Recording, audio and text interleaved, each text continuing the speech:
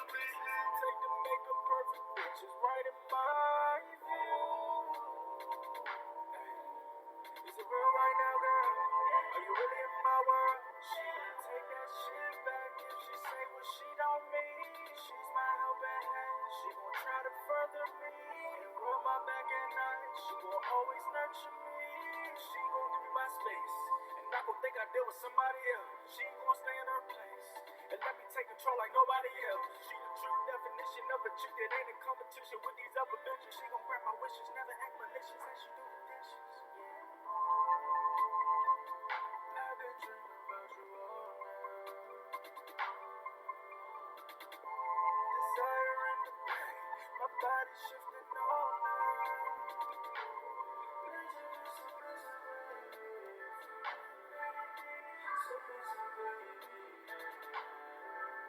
So busy, baby.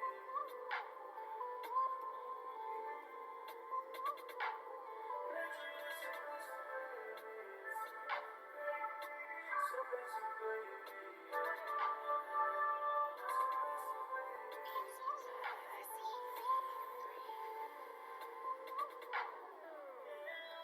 Your mind over here, then it's over there.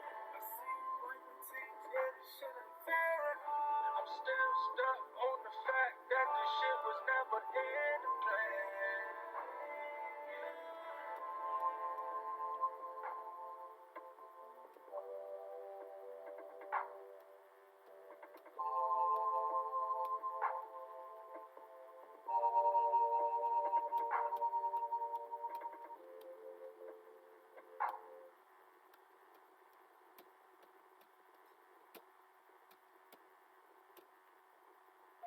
And we're back, live from the lab, CP3, coming to you with Sports on the Hill podcast, TruRadio Network, talking Super Bowl, XFL, and some boxing. Got Robbie G on the line. I was able to keep him around a little bit after the music break so we can talk about the DC Defenders, the new XFL team coming into the city, starting their season this Saturday at, what time was it, at 2 o'clock versus the Seattle Dragons.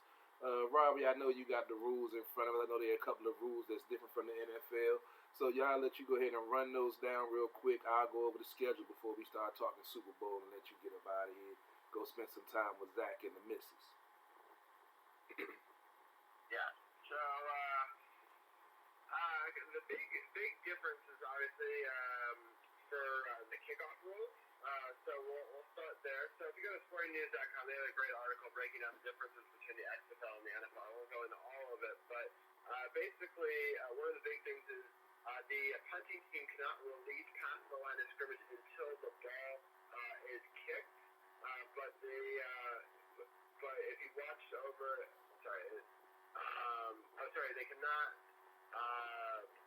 move until the ball is caught by the returner on kickoff. But similar to punts, the punting team cannot release past the line of scrimmage until after. So it's important to know that it's a little bit different, and they want to eliminate some of the safety issues with the kickoff, and so that there's more opportunities for touchbacks and increased touchbacks naturally, leads to fewer returns, and they will encourage more kickoff returns while making the play less dangerous. So, it'll be interesting to see if changing the timing of that makes a big difference. So you can also do three-tier point system for teams following a touchdown. It's actually really simple. So 1 point is running a play from the 2-yard line, 2 points is running a play from the 5-yard line, and 3 points is running a play from the 10-yard line. No kicking points are allowed. So that'll be a big difference. Also, the big other one is the overtime rule. So basically, it's going to be almost like a shootout where you get an opportunity to go, I believe, for 2, and each team gets 5 shots at it. And if a team gets mathematically eliminated early, like by points, then you don't need to do all of them. So, so those are some. Why don't you go through the schedule real quickly, and then I'll be back to my final thoughts. All right, no problem. appreciate those rule changes. That's definitely going to be interesting with the no kicking extra points. I didn't know about that, so that's something I'll definitely be looking out for. As I mentioned, week one, I believe it's a 10-week season. They start this Saturday at 2 o'clock versus Seattle at Audi Field. And next week, they'll be out at Audi Field also facing the New York Guardians. That is also a 2 o'clock kickoff. Then those are two Saturday games. Then coming up, you have two Sunday away games versus the LA Wildcats, which is a 6 o'clock start. And then they'll be in Tampa Bay on the 1st of March on Sunday for a 7 o'clock start versus the Vipers. Then they'll be back home for two, which were also two Sunday games. They have a 3 o'clock start on the 8th of March versus the St. Louis Battlehawks. And the following week, the 15th of March, they have the Dallas Renegades coming in to Audi Field with a 4 o'clock start. Then the following week, they have an away game versus the Houston Roughnecks, which is the 22nd, which is an away game that starts at 6. And the last game of the season will be a home game versus the Vipers from Tampa Bay at 2 o'clock at Audi Field on the 28th of March. And then they go to the playoffs, and I believe it's the top two teams of each division make the playoffs. And other than that, I'm not really sure. I didn't get to read any further on any information. Robbie, what else? Your final thoughts so you can get up out of here? Yeah, so I mean, we're working with the team. We're trying to get credentials. I don't think that the deadline for credentials for this upcoming first game was Tuesday, so they may not even announce to us until after all those have been in. So hopefully we'll know Wednesday or Thursday. We'll let you know on Facebook.com/SportsOTHP if we're able to go. The first game is really the only game I could actually make it to, so I'm hoping that they give it to us for this first game. If not, hopefully they'll give it to us for future games, and Carol will be able to go broadcast live from there, just like we did with the Arena Football League, which is now defunct. But hopefully we do. I have been in contact with the team, so I'm not sure. They didn't ever give me a date of when they get it back to us with the information, so I'm not quite sure on that part. But I just want to let people know we are at least trying to work that out. It's now halftime. The Wizards are down 72-63 to the Golden State Warriors. I actually did keep my Facebook Live feed on just so we could cover that. I didn't get Carol's picture and all the full images you'll see for the DC Defenders graphic for when we talk about them in the future. But I really enjoyed coming on. I really enjoyed the Super Bowl, and I really liked the halftime show as well. I'll let you break down your thoughts on that. But I hope you have a good rest of your show. And let's go Defenders, Caps, and Wizards. And I'll talk to you guys next week. All right, Robbie, appreciate it as always. Have a good night. Tell Zach what's up. Tell the missus she can have you back for the night. We're going to talk some more sports tomorrow. All right, sounds good. All right, right, later. All right, as always, appreciate Robbie G and all his insight. Hope you checked out his feed. Make sure you go check out SportsOTHP.com. He does a great job of keeping the website updated with all the episodes archived, all the new stuff, all the blogs from myself, Dujanay, from all the links on YouTube for the apparel line. So make sure you go check it out. And go check out the apparel line, help support the movement. Sports on the Hill podcast on TruRadio Network.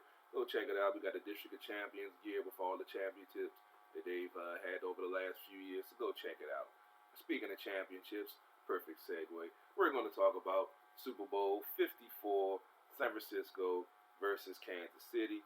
We all know Kansas City came back to win 31-20. I took 49ers. Unfortunately, it didn't go the way I thought. I thought this game was a great game. It was a strategic game. You can see the intricacies of true offensive coordinators and defensive coordinators trying to find the edge and trying to, find a way to win. From the first score of the game to the last score of the game, it was all a chess match. And, unfortunately for Kyle Shanahan, he hasn't learned his lesson. You got to stick with what works. You're running the ball. You wasn't putting up big numbers, but you were keeping the defense of Kansas City honest. And I don't know if you guys noticed, but remember when Kyle was here, RG3 was here, and they had the same play where they would line up in the zone read option formation. And Pierre Garçon would be open for that 10-yard slant every single time. They had that working through the first 3 quarters. For some reason, Kyle went away from what worked and played right into the hands of Kansas City, who has a quick strike offense with now the Super Bowl MVP, league MVP, and Super Bowl champion, the youngest player in NFL history, Patrick Mahomes, to ever do this. And unfortunately, Kyle has squandered another double-digit lead in the Super Bowl, this time as a head coach and not just offensive coordinator. As I mentioned, we have Paul, the boxing guy, on the line. I'm just going to get into some of the numbers real quick because I know he did some research while he was thinking about this segment. But we got with San Francisco, Jimmy Garoppolo went 20 for 31 for 219 yards, 1 touchdown, 2 interceptions, with a 69.2 quarterback rating. Patrick Mahomes went 26 for 42 for 286, 2 touchdowns and 2 interceptions, with a 78.1 quarterback rating. As I mentioned earlier, there's been some grief about him getting the MVP. Folks feel that the running back, Damian Williams, who had a great game at running back, 17 carries, 104 yards with a 6.1 average and a touchdown, should have got the MVP. But as I mentioned, it's a quarterback-driven league. You know, Mahomes did engineer those drives to put them in position to win. And as Robbie ran off in the first half of the show, there's only been 7 running backs in 54 Super Bowls that ever win an MVP. So you can get upset, but what's the point? Just speaking about running back, I mentioned Damian Williams, Raheem Mostert.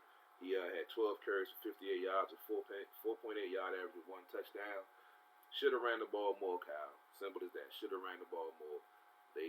Kansas City did make an adjustment and start, slowing down the run, but you still got to do it, man. You got to eat that clock up, eat that time up, wear that defense down the same way they did to you with no huddle. So they wore you down one way, you were wearing them down one way, you went away from it. They didn't.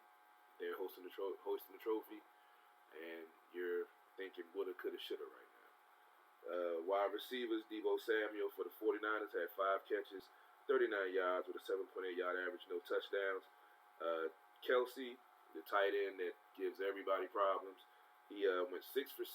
Every ball that was through his way he caught for 43 yards, 7.2 yard average and a touchdown. Just to go over the numbers real quick, San Francisco had 21 first downs, Kansas City had 26. San Francisco were 3 for 8 on third down conversions, Kansas City was 6 for 14, which is very interesting because Kansas City was having trouble early in that game on third down conversions against San Francisco's defense. But as I mentioned, the no huddle and all of that speed they have on the field just, eventually it'll wear you down if you don't control the time of possession, which we all know as Redskins fans, if you don't control time of possession, it's very hard to win a game. Fourth down conversion, San Francisco went 0 for 1. Kansas City went 2 for 3. San Francisco had 141 yards rushing. Kansas City had 129.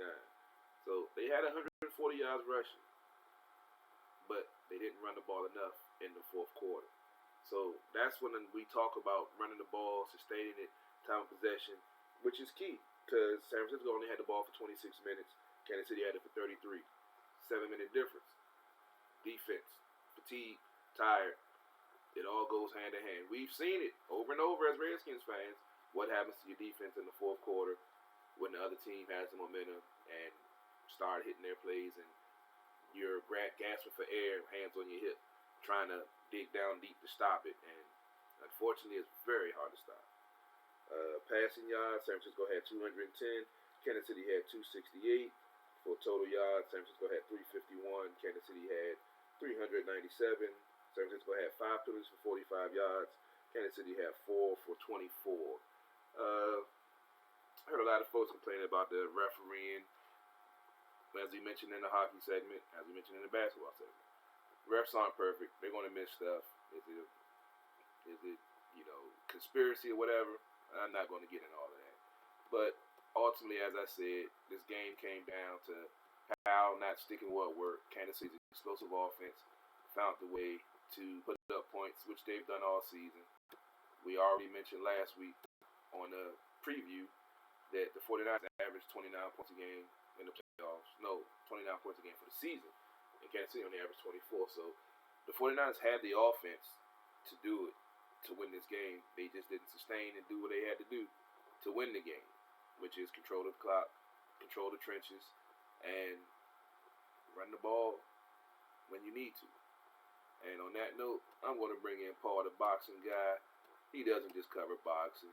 He doesn't just cover baseball. He doesn't just cover football. He covers it all. But I call him Paul, the boxing guy, because that's our expert, because he knows that like no other. So I'm going to bring him in and see if we can talk some Super Bowl and some boxing in a little while. Paul, how you doing tonight, good sir? Hey, Carol, I'm doing great, man. You know, just I like what you said about people always want to talk about referees. And it's like, you know, here we go again. You know, every time something goes wrong, it's a conspiracy or it's like, you know, come on, man. We all know refs ain't perfect. And let me just start off with this, Carol. We love baseball, right? You know, me and you, we love the lack of a DH in the National League. Yes, sir. And at the same time, you have umpires who are fighting against computer technology of strike zone and things like that. But at the same time, it's like, you know, they will make mistakes. What you gonna do? You're not gonna win the argument. I just don't think that, you know, they're gonna risk their life like Tim Donaghy did in the NBA on a grand stage like that. I mean, either you're gonna go all in and have robotic replay every single thing, every penalty, every flag, every ball, just like baseball is considering, or you just gonna let the game flow because it goes both ways. So I'm glad you touched on the referee thing first. Yeah, you know we got to. Like I always say, I'm never gonna blame the referee. They have an impact on the game. They can help determine the outcome of a game by a missed call or, you know, called it a phantom call. But, you know, ultimately it comes down to the players executing and doing what needs to be done. And 49ers had a chance to do that, and unfortunately they didn't bring it home. They played some great football for 3 quarters, but you got to play 4 quarters in the NFL in every sport in order to win. And unfortunately, like I said, I was pulling for Cal. I'm not an Andy Reid hater, but I wasn't really tripping off him getting the ring out of all the times he used to bust the Redskins' ass with the Eagles. So I wasn't really tripping off him getting the ring. I'm glad that he got it. No hate here. You know, he deserved it. You know, he's always been a great offensive coordinator. And I've been a question mark about his coaching ability with his failures in the postseason. But just like Ovechkin we spoke about in the Capitals talk, they can finally put that to rest because he got his title. They can never take it away from him.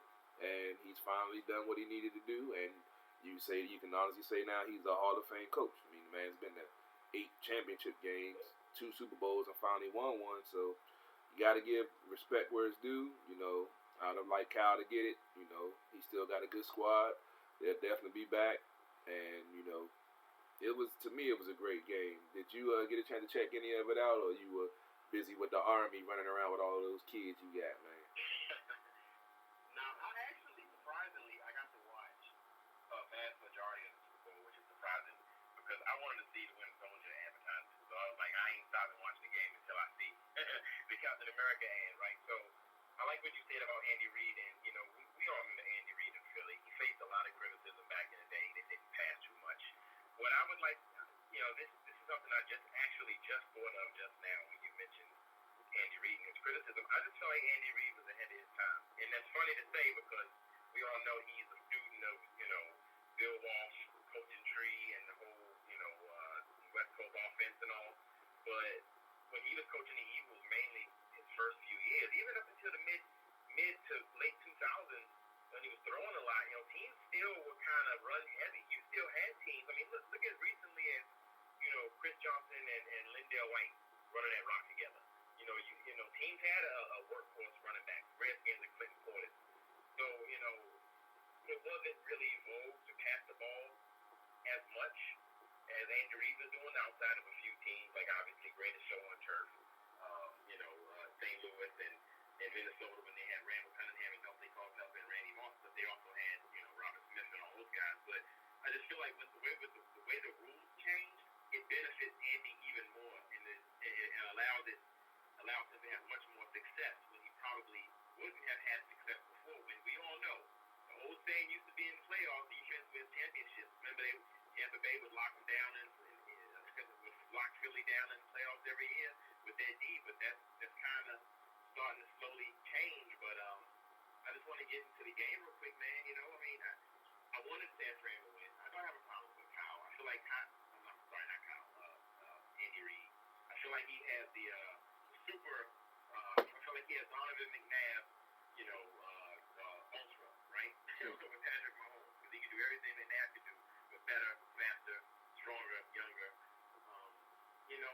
I hate the trash cow, but at the same time, you got to ride the horse that got you there. And we used to say this about Noah all the time. Coaching not to lose rather than coaching to win, right? He would be ahead, and then he would, in the fourth quarter, either, take a lot of his bodies out, or he would just get extra pass heavy for inexplicable reasons with the lead, or just be super predictable with his play calling when broke down Terry Allen, just run him up the middle 3 times, crowd of death, running away. I felt like, Kyle Shanahan outcoached himself. And so, people can say, well, yeah, but they started to make adjustments to stop the run in the fourth quarter, so Kyle had to pass more. And I can understand people thinking that don't really consume football that much. But here's the thing, Harold, and you know this. I'm gonna start off with first. I have a philosophy that I can usually tell, I would say in a high percentage of time, who's going to win a game based on the first couple series and who controls the line. Off the break, right? That's usually a teller. So I thought San Fran was going to take this thing. Kansas City made adjustments. Kyle Shanahan, obviously didn't run the ball as much as he passed, even though Garoppolo started off fairly efficient. But here's the thing. You don't have to get first down. You don't have to move the chain. You don't have to break off 20, 30-yard runs. You don't have to have a super dominating running game in the fourth quarter when you're winning by 10 points with 10 minutes left to still win. Because here's the thing. If you get tackled and stopped for a 3 or 4-yard gain, maybe a 1-yard loss, 2-yard gain, don't get the first down, guess what? The clock still moves. When you throw passes and you don't complete them, the clock stops. Therefore, you make the game longer and give a team like Kansas City, who is a quick strike team, more time to strike. You gotta go right at them. Old school. This is what Tennessee did. This is how they stopped Lamar Jackson and the Ravens. And this is why I won chicken sandwiches from my friends. I made a bet that Baltimore won't even make the AFC Championship. You gotta slow the game down for them. You gotta grind it out. You gotta run. Even if you're not getting 10 yards a pop, 5 yards a pop, you gotta run the ball. And they had some success running the ball. Obviously, if you in 3rd and long, 3rd and 8, maybe you might, do a screen. We used to call those throwing a punt. You know what I mean? Just kind of get a couple yards of field position and kind of, pin them deep. But they didn't do that. And it bit them. And, it's like they played right into Kansas City's hands in the fourth quarter, and they allowed them to do what they do best. Strike quick, strike often, and before you know it, you're looking like, what the hell happened here? Yeah, pretty much. Like I said, from the first score to the last score, just going to the first score that Kansas City, when they got the first touchdown at the field goal, just that goal line situation, if you can remember back to the touchdown play, it was an offset formation with 2 running backs in the backfield. The running back came out the backfield, came up to the line, landed and lined up by the tight end. That brought the safety down, which opened up the zone read play when you have one defender trying to defend Mahomes and Tyreek Hill, which the defender just basically couldn't do nothing, just stood there. Patrick Mahomes walks to the end zone untouched. So from me seeing that off the break, just all the adjustments that were going to be made between these two offensive minds, I knew somebody was going to trip up, and unfortunately, I had a feeling it would be Kyle, because with Andy, with all the experience that he has, all the things that he's done, the 8 championship games he's been to, and now 2 Super Bowls, I knew he would have the adjustments and had him, what needed to be done. My hope for Kyle was, before the game, is that because the running game was so potent for them and their defense was so strong, that the automatic recipe is you run the ball, let your defense stay fresh, and then when the defense has to come in, they do their thing, which worked for 3 quarters.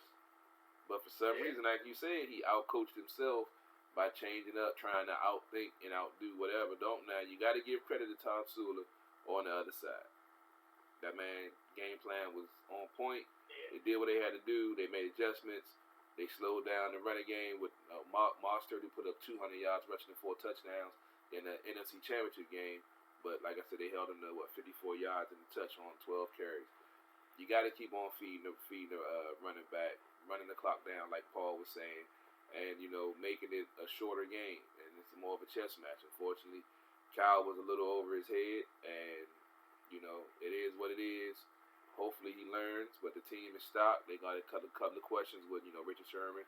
I believe he still has another year on his contract, or that might be the end of his 2-year contract. I'm not sure, because I remember he had the ruptured Achilles when he bet on himself and went into free agency and San Francisco signed him. So they're definitely going to be all right. Cal's offense is, we saw what it is. Like I said, he was running the same plays that he was running here. That I don't know why he went away from that slant, because it was open every time they threw it, because the formation makes the linebackers get sucked up to the line to try to, because it looks like a running play and it's a play action, and the wide receivers on the safety that's sitting over top. So it's just pitch and catch, 5 to 8 yard window. You first and you second and third, chains moving.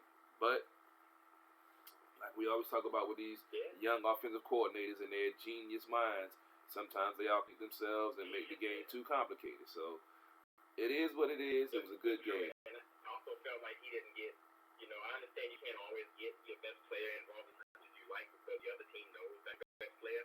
But I felt like Kittle could have been a bigger factor. Now that pass interference at the end of the first half was big, because that took him out of field goal. But at the same time, I don't know what Kittle's final stats were, but I do know at that point in the game, I think he only had 13 yards receiving or something like that.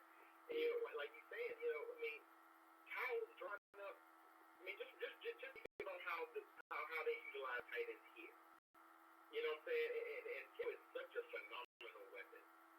And when you couple that with that running game, you have so many options available to you, whether it be misdirections, whether it be play actions, whether it be, it's pretty much endless, limitless options. And it feels like Kyle kind of just ended up resorting to bread and butter. I'm sorry, not bread and butter. White bread plays. Getting panicky when he saw Kansas City starting to score, starting to pull back in the fourth quarter. Dude, you still had a 10-point lead. You still had a multi-score lead with 6 minutes left. Calm down. Calm down. You can wait the time off the clock, because the other thing with these quick strike offenses is when you run the clock down on them, you make them hurry up. And yeah, they strike quick, but at the same time, a lot of their plays are either based on the pocket breaking down and getting big plays from broken, from broken plays thrown out of the pocket, or quarterback, obviously tucking the ball and running, or timing route. If you would have just run the ball and did not allow them the opportunity to sit back and play the game they want to play, maybe they could have forced some more turnovers. I mean, they had linebackers get turnovers. It was like you said a minute ago, concealing their safety very well. I mean, they was, I don't know, I was surprised that they lost that game. I really did think that San Fran was executing a perfect offensive and defensive game plan, a good balance of passes and runs, great, excellent defensive game plan against that team, holding them in check for so long. And, like you said, Carol, these so-called offensive geniuses, I'm not slighting Kyle Shanahan in any way, but it just goes to show you that in football, man, we like to always anoint the next greatest. And, just side note, this kind of pissed me off. I saw on ESPN today a stupid headline, a stupid article. Obviously, they got to argue for the show. It said, is Patrick Mahomes the greatest quarterback and athlete in the NFL today? I'm like, well, damn, 3 weeks ago, one we saying that was Lamar Jackson? It just kills me out so quick. We want to say someone's a genius, then, oh, wait, something horrible. Last year was Jared Goff, the great quarterback. This year, he's a liability. Yeah. It's just, I just wish people would calm down. Hey, bro, you know how it is, man. You know how it is. We got Arun on the Facebook Live feed. He chiming in. He was mentioning about us that Jimmy G threw more passes in his last 2 games combined. Yesterday, in the last 2 games, he might have threw 27 times. The Chiefs' offensive defense is better than the Packers, Vikings, though. Very true. So Andy Reid was in the exact same situation in the Pats Eagles Super Bowl, down double digits, and this time he was able to come back.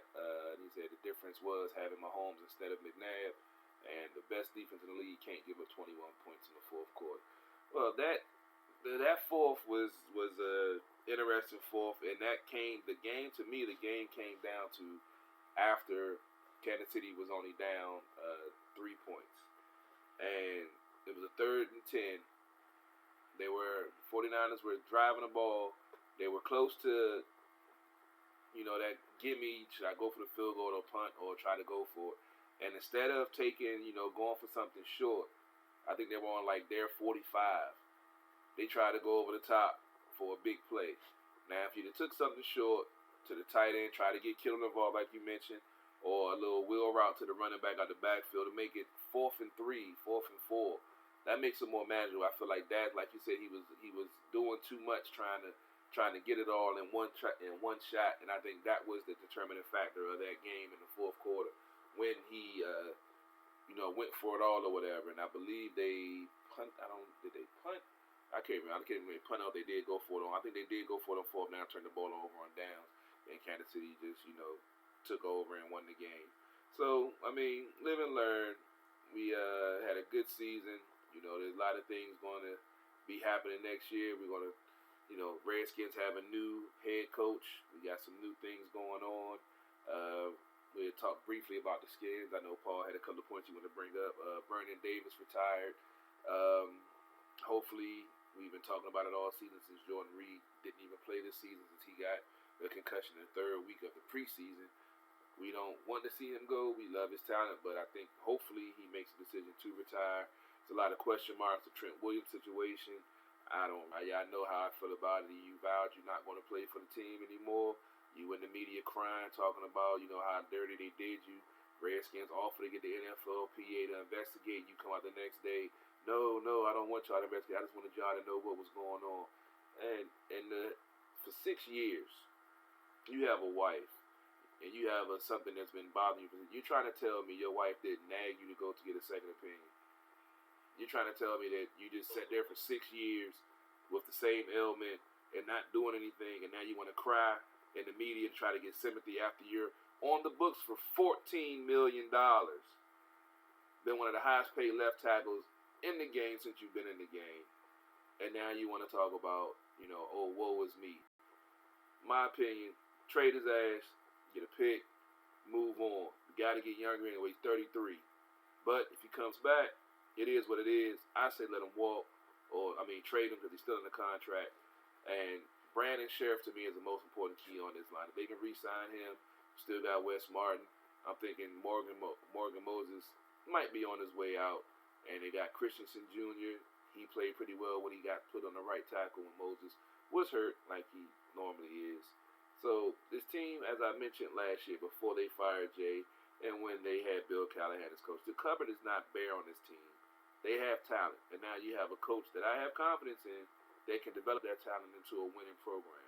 And I'm not even going to talk about the defense right now because that would be a whole nother show right there by itself. But Paul, I know you said you picked up on a couple of interesting notes on the Redskins side of things you were going over when you was doing some research. Yeah, I live in Charlotte. Anybody don't know, I'm from Charlotte.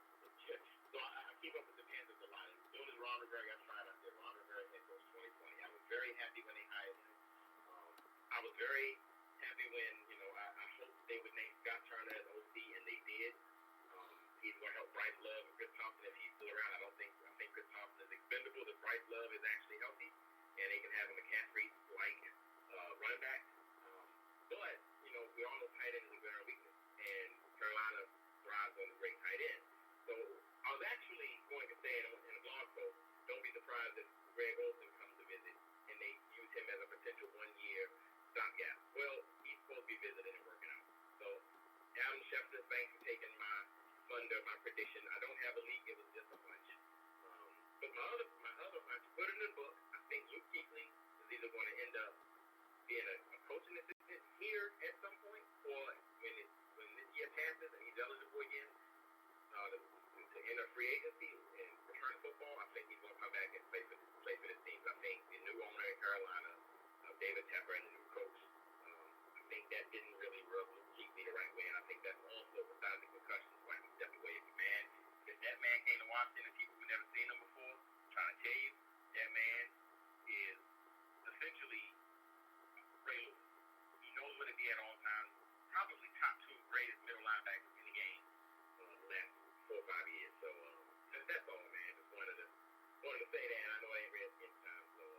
I mean, the It's Greg. always a time to play long off season. Yeah, the Greg Olsen thing. I'm not really feeling that because he's about to get cut from there because his cap number is 7.9. Jordan Reed is 8.5. He's always hurt too. Yeah, and so I'm like, I've heard that the draft has some nice tight ends in it. Dujanay reported on the Senior Bowl last week, said he saw a couple of good tight ends. So we can get a quality athletic tight end, a 6'5", 235 that can catch the ball and make people miss, along with Jeremy Sprinkle and the wide receiver core. I'll be good with that. If he comes at a cheap price tag, then okay, cool. But his number is 7.9, and yeah, I'm not comfortable giving that up to him at his stage in his career. Kechly, I believe he retired because of concussions and injuries. So, I mean, change of scenery is one thing, but he had a few concussions. Yeah, so it's just rumors right now, but we'll see how things go out. We definitely gonna have the draft coverage and OTAs and everything coming up in the upcoming season. We always gonna have Dujanay Bland, Sports Journey Ryan, along with Diane Cheeseborough. I'm going to be down at training camp again for the second year in a row. Hopefully, I'll be able to slide my way into some of these press conferences because I know some people down there now after going down there last year. So I'm going to try to bring some in-depth behind-the-scenes coverage from down training camp in Richmond. I'm working on arrangements already. And on that note, let's go ahead and talk about some boxing since we didn't get a chance to have you on last week. We had some good bouts last week. And we got some a big upcoming bout with Wilder. I've been seeing him all over the place. So let's talk some boxing, Paul. Yeah, it was an interesting week. While it wasn't, technically super eventful, it was some meaningful fights. Kevin Farmer fought Jojo Diaz, and I actually was surprised that Kevin Farmer lost that fight. Kevin Farmer lost 5 fights, but he rebounded his career in his IBF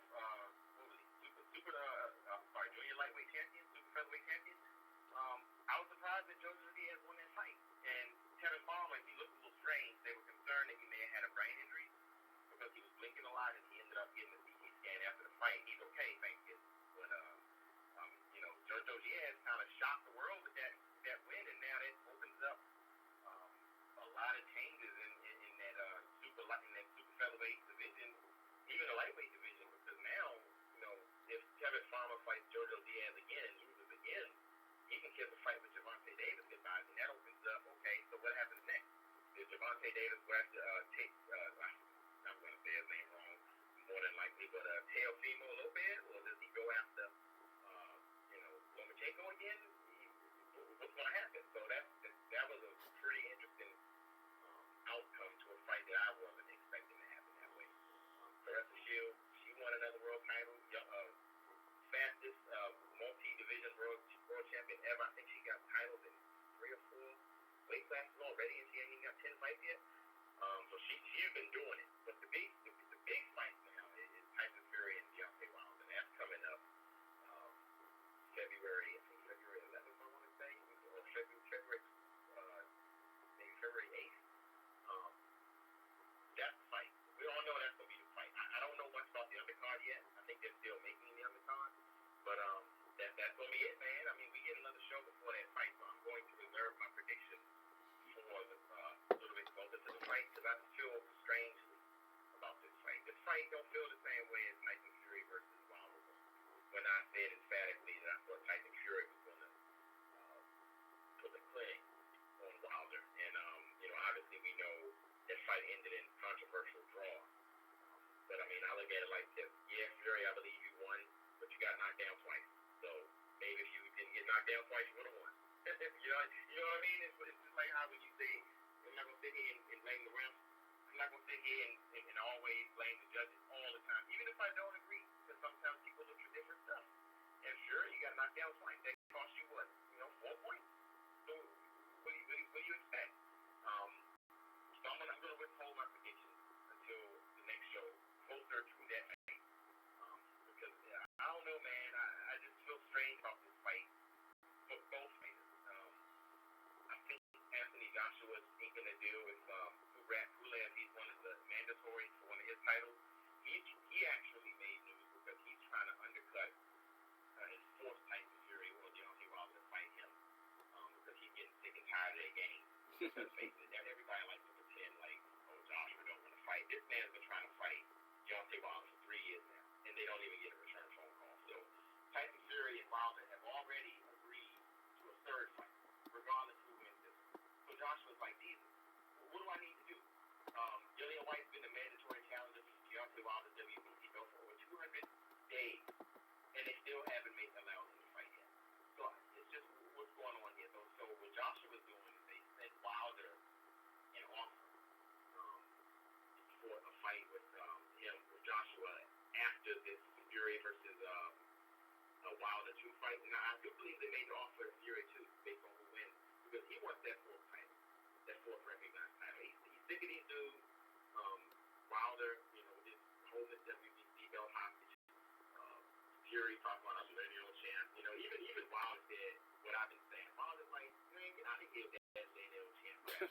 You ain't got no belt no more. Just, what I mean? Like, I'm WBC champ. Joshua got IBF, WBA, and WBO belt. You got what? Lineal champ? Come on, man. You maintained your belt when you had drug problems. So get out of here with that lineal champ, man. So we'll see how that develops. That's going to be pretty interesting. So I'm looking forward to that. Carl, I'm going to hold my prediction until the next edition, because I want to see how the fight week. You can kind of tell a little bit better what to expect during fight week, because I'm just going to say this, and I'm not trying to take up too much of your time, but Fury kind of worrying me a little bit. He's starting to seem erratic a little bit again, like he was before. He said he only wants to fight 4 more times. He's just, I don't know, man. He just don't seem like he's as focused on the struggle of coming back like he was last time. Now, maybe I'm wrong, but something just don't seem right. It almost feels like to me like when Ortiz and Wilder fought their second fight, when I said, I don't know, man, I think Wilder will knock Ortiz out for sure this time. And I thought it was going to be a little less challenging, but ultimately Wilder still knocked him out. But we'll see. Boxing, you never know. It's always something strange in the world of boxing. It's dating back to the parachute man at the Holyfield Bowl fight, to Tyson biting ears. You never know what to expect. Hey man, that's definitely the facts with boxing. But yeah, it's some interesting things going on. I was a big Wilder fan before, when we first started the show, and like I said, some of the antics and some of the procrastinating and all the BS, then turned me off. But he's still one of the best dudes out there doing it. He still got that right hand, and when you got that, it don't really make a difference. You just need one of those to land at the right time, and we saw that some of the fights the previous week. I forgot what fight it was, but dude caught him clean on the knockout button, and he just crumpled like a wet paper bag. And all I could do was just stand there and like, yeah, I remember hitting the dude clean like that before and watching him crumble. It's nothing like hitting somebody on that knockout button. And the fact that he did it with gloves on, that's just amazing to see that much power. I can't remember the fight it was. It was one of the undercards, but it was a good fight. And yeah, you get that knockout button, ain't nothing you can do. It will fold. It can fold you up. You know what I'm saying? Like when Wilder beats Rivera. That's the thing about Wilder, man. Like, say what we want. And I criticize him on the technique a lot, but I mean, when you got that right hand and you have that scary instinct to off. I mean, I'm gonna say this. His ability to know when to throw that right hand and the accuracy at which he lands that right hand, and to land it at the exact fraction of a second when you expose yourself and hit you that hard with so much conviction. I mean, that's unseen. I mean, I've never seen, and I love Mike Tyson, and I would never say, back in the day that this, somebody hits harder, but in terms of overall, I'm not saying hits harder, because that's not really something to quantify, but I'm just saying in terms of the effect on the opponent after eating the shots from Tyson versus Wilder. Now, the competition may not be the same. That's a big factor, but I mean, Wilder just like killed some of these dudes. Yeah. I mean, these dudes look like they might die. But one more thing, the other fight that happened, Julian Williams, J-Rock, he beat Jared Hurd a few months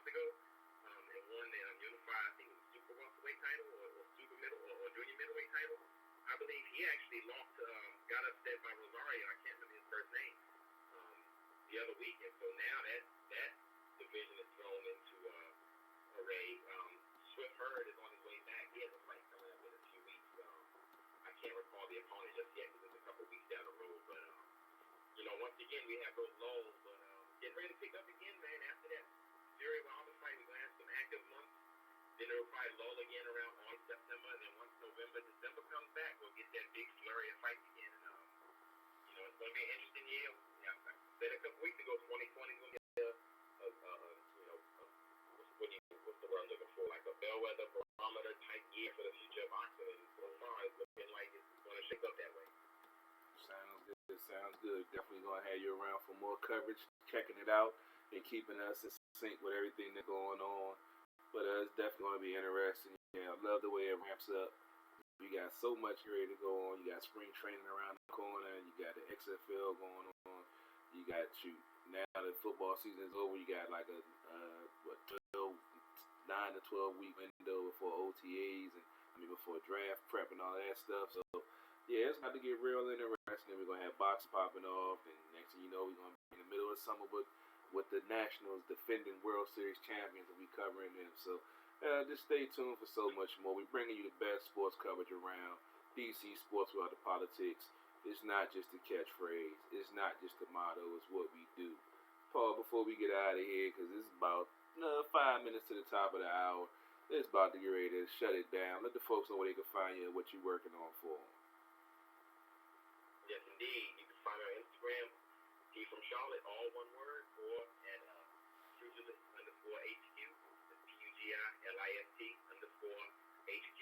I've been running a little behind on some blogs, for Sports on the Hill podcast. It's been a very hectic few months.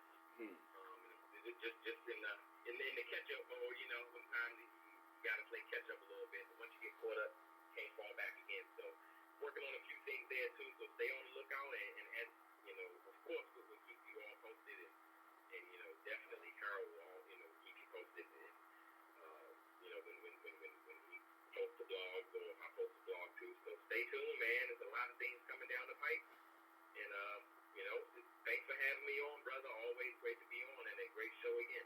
Hey, man, glad to have you back. Glad baby girl doing better. So we definitely going to have you on, especially with baseball coming around the corner. You know how we chop it up with baseball. So, yeah, man, appreciate you taking the time. Enjoy the night, and I'll holler at you later on, bro. Yes, sir. You too, my brother. Appreciate you. All right, man. Take it easy. All right, on that note, we got about 5 minutes at the top of the hour, so I'm going to go ahead and end this Facebook, YouTube, and Periscope live feed. Appreciate y'all checking us out. Like I mentioned, go check out the website, SportsOTHP.com.